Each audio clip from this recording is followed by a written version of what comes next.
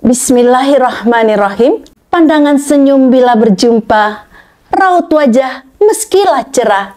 Assalamualaikum pembuka kata, semoga pertemuan ini membawa berkah. Assalamualaikum warahmatullahi wabarakatuh. Hai anak-anak Umi, jumpa lagi dengan Umi Ida. Hari ini Umi akan mengajak anak-anak Umi untuk mendengarkan cerita Umi tentang penyakit stroke. Ada dua hal yang pernah mengganggu agar Umi terkena penyakit stroke. Setelah Umi pergi ke Ruqyah Syirkiyah, terkena serangan yaitu Jenglot yang ditunjukkan oleh peruqyah tersebut. Serangan itu mengenai leher Umi.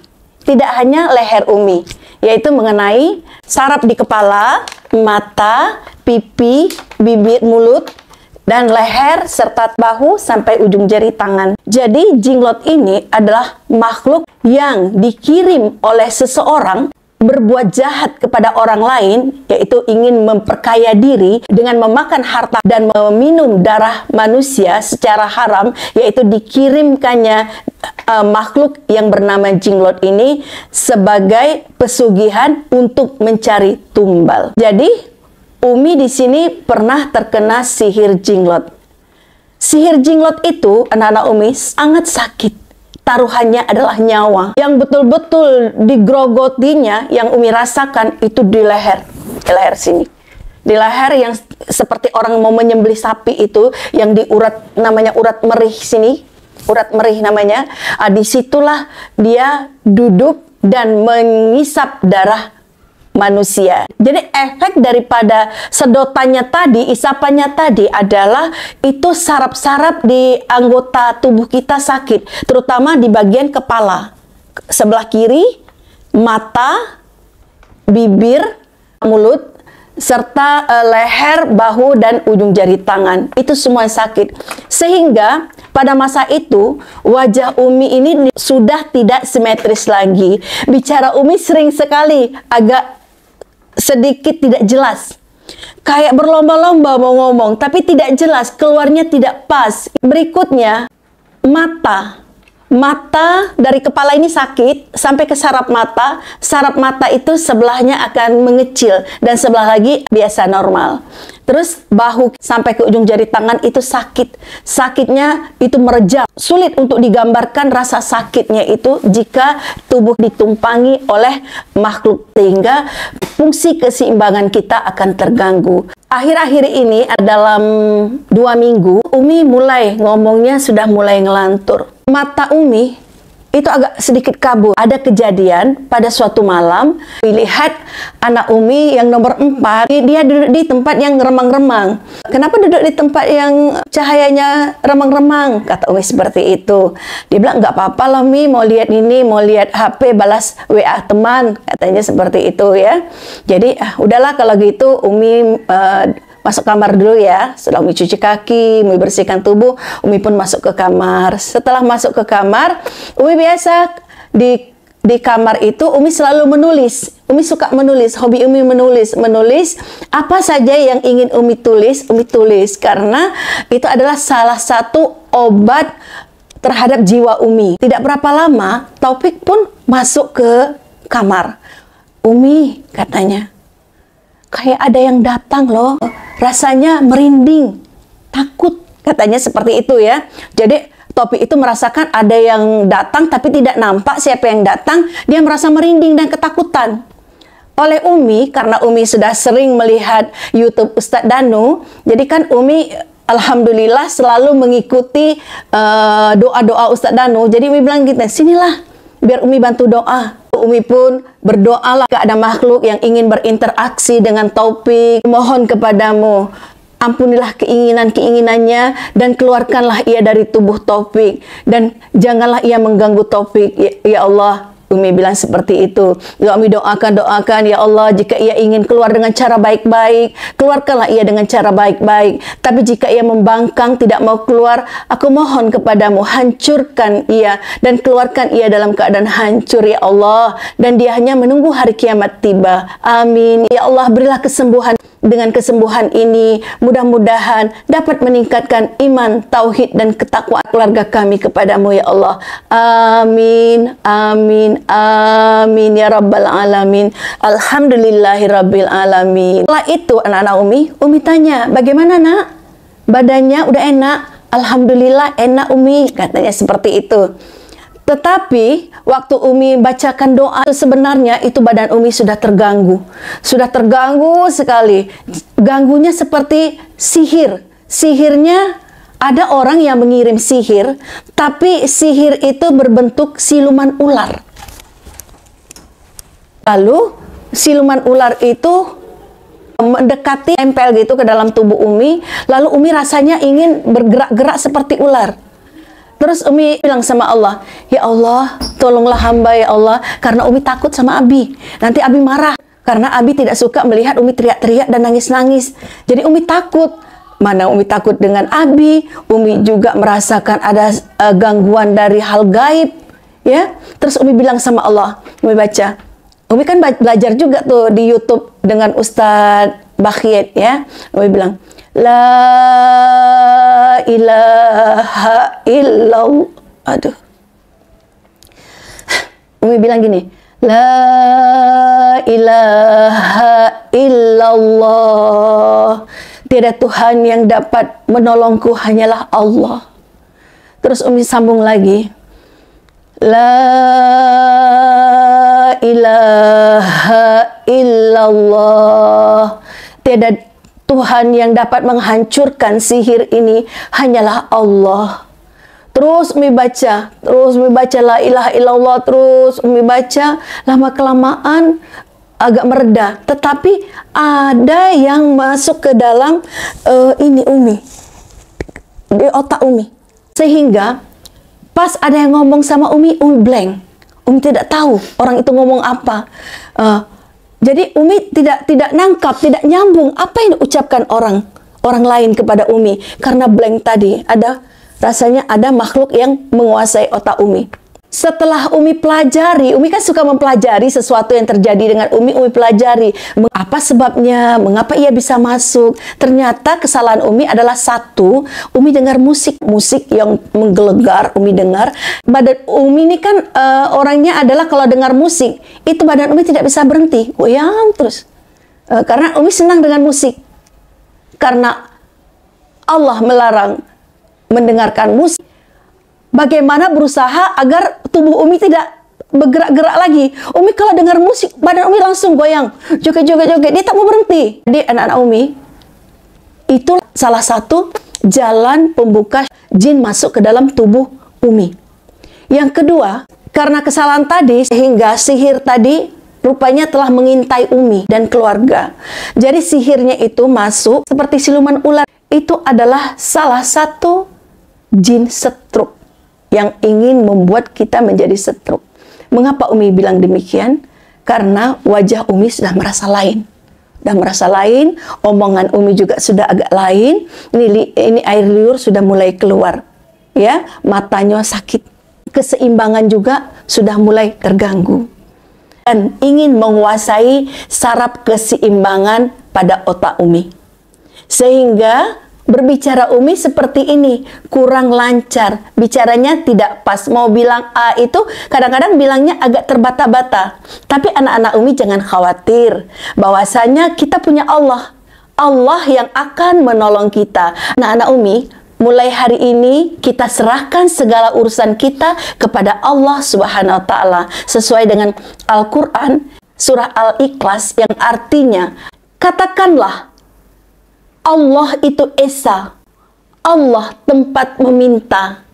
Dia tidak beranak dan tidak diperanakan, dan tidak ada satupun yang bisa menyetarainya. Anak Umi, tidak ada satupun makhluk di muka bumi ini maupun di langit yang bisa menyetarai Allah Subhanahu wa Ta'ala.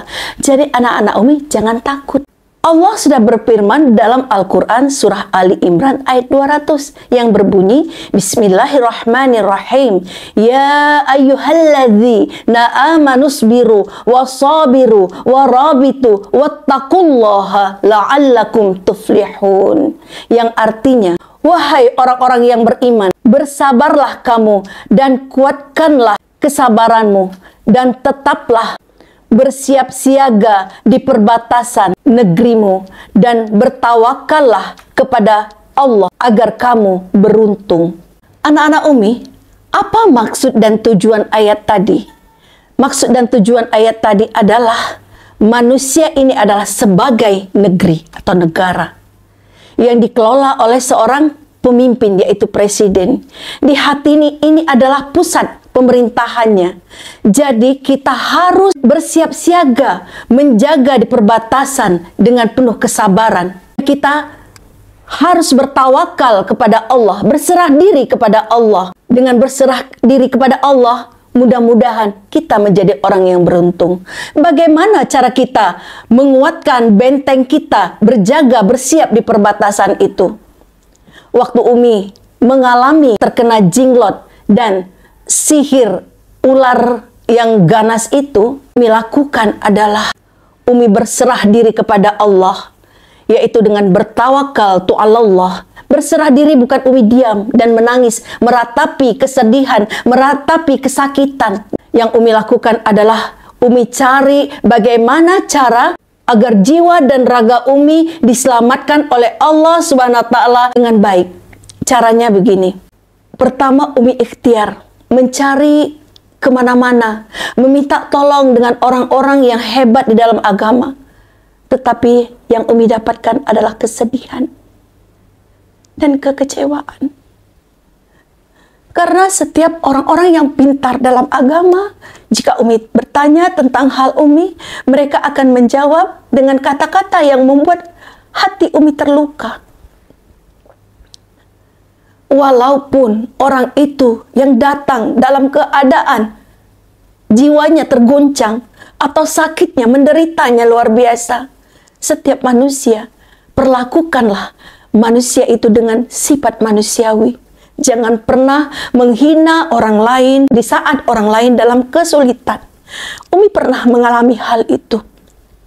Walaupun Umi seorang guru, tetapi jika Umi sakit seperti itu, diganggu oleh makhluk-makhluk yang tidak kasat mata, Umi juga diperlakukan oleh orang yang kurang enak, kurang sedap.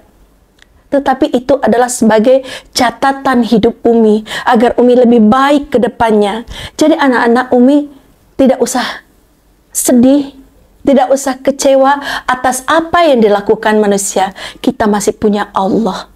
Caranya adalah kita datang kepada Allah, mohon pertolongan Allah.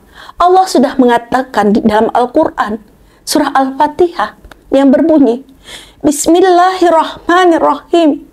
Alhamdulillahi Rabbil Alamin, Ar-Rahmanirrahim, Malik Yaumiddin, Iyyaka na'budu wa iyyaka nasta'in.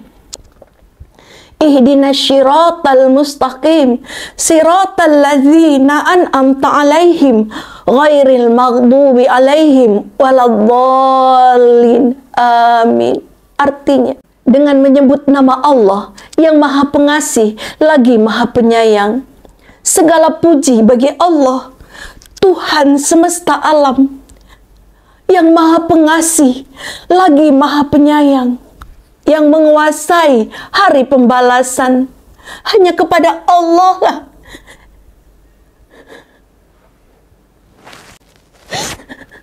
kami menyembah, dan hanya kepada Allah lah kami mohon pertolongan.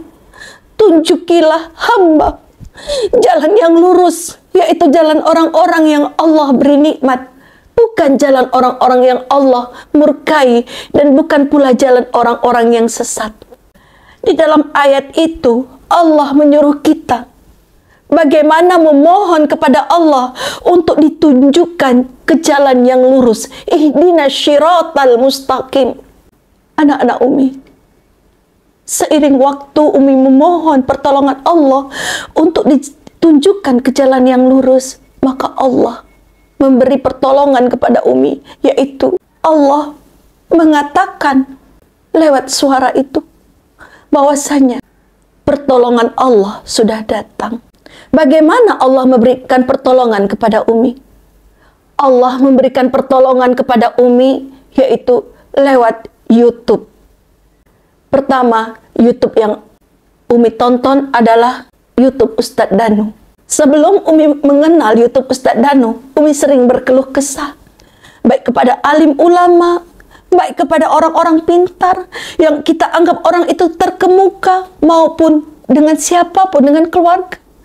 Banyak orang yang tidak dapat menjawab permasalahan yang Umi hadapi. Dengan Allah menjawab, pertolongan Allah sudah datang, baru jiwa Umi merasakan kebahagiaan yang luar biasa. Setelah Umi menonton YouTube Ustadz Danu, di situ banyak sekali manfaat-manfaat yang Allah berikan kepada Umi. Anak-anak Umi, setelah Umi mempelajari YouTube Ustadz Danu, yang pertama kali Umi lakukan adalah Umi memohon ampun atas segala kesalahan-kesalahan dan dosa-dosa Umi. Dari ujung kepala sampai ke ujung kaki. Ujung kepala ini adalah otak kita. Otak yang selalu memikirkan hal-hal negatif, hal-hal yang tidak diperintahkan oleh Allah. Itu Umi mohon ampun terlebih dahulu. Dari otak besar Umi, otak kecil Umi, memori Umi, motorik Umi, sensorik Umi, Umi mohon ampun atas pola pikir Umi. Umi mohon ampun atas kecerdasan yang Allah berikan kepada Umi. Umi mohon ampun atas ingatan-ingatan Umi. Umi mohon ampun atas pendengaran, penglihatan, pernapasan. Umi mohon ampun atas jantung Umi yang memompa. Yang Umi lakukan semuanya bukan karena Allah. Umi mohon ampun atas paru-paru Umi. Umi mohon ampun atas organ-organ tubuh Umi yang di dalam maupun di luar. Umi mohon ampun keseluruhan. Dari mohon ampun itulah Allah membuka jalan untuk Umi. Tapi itu belum selesai, anak-anak Umi. Setelah Umi memohon ampun atas seluruh anggota tubuh Umi, negeri Umi ini, dan rakyat Umi, yaitu organ-organ tubuh bagian dalam dan organ-organ tubuh bagian luar, Umi pula memohon maaf kepada suami Umi. Karena di dalam hidup berumah tangga selalu berkata kasar, sering menyakiti hati pasangan, kita sering marah, tersimpan maupun dikeluarkan, kita sering kepikiran hal yang negatif. Kadang-kadang tangan kita, kaki kita, semua anggota tubuh kita pernah menyakiti pasangan kita. Disitulah awal mula kesembuhan Umi. Karena Umi mohon ampun atas segala perbuatan-perbuatan Umi. Apalagi berkata kasar kepada pasangan kita. Meminta maaflah kepada pasangan agar Allah meridhai kita. Amin ya rabbal alamin. Jadi dari kesimpulan cerita Umi pada hari ini adalah, jika anak-anak Umi terserang oleh makhluk persugihan yang namanya jinglot atau siluman ular yang sangat ganas ingin membuat kita stroke, anak-anak Umi harus datang kepada Allah, memohon pertolongan Allah untuk satu, agar Allah memberi kesembuhan kepada kita. Kedua, memohon ampun atas segala kesalahan dan dosa-dosa. Ketiga, anak-anak Umi meminta kepada Allah agar makhluk-makhluk yang mengikuti dari amarah, emosi, dari suudzon, dari kesalahan-kesalahan, jika mereka ingin menguasai kita, mudah-mudahan Allah mengampuni keinginan-keinginan mereka dan Allah mengeluarkan makhluk-makhluk. Dengan semua ini, mudah-mudahan Allah meningkatkan iman, tauhid, dan ketakwaan kita kepada Allah Subhanahu wa Ta'ala. Amin, amin ya rabbal alamin. Bagi anak-anak Umi yang suka melihat video ini, jangan lupa like, komen, subscribe, dan share. Umi doakan dimanapun anak-anak Umi berada, mudah-mudahan dalam keadaan sehat walafiat.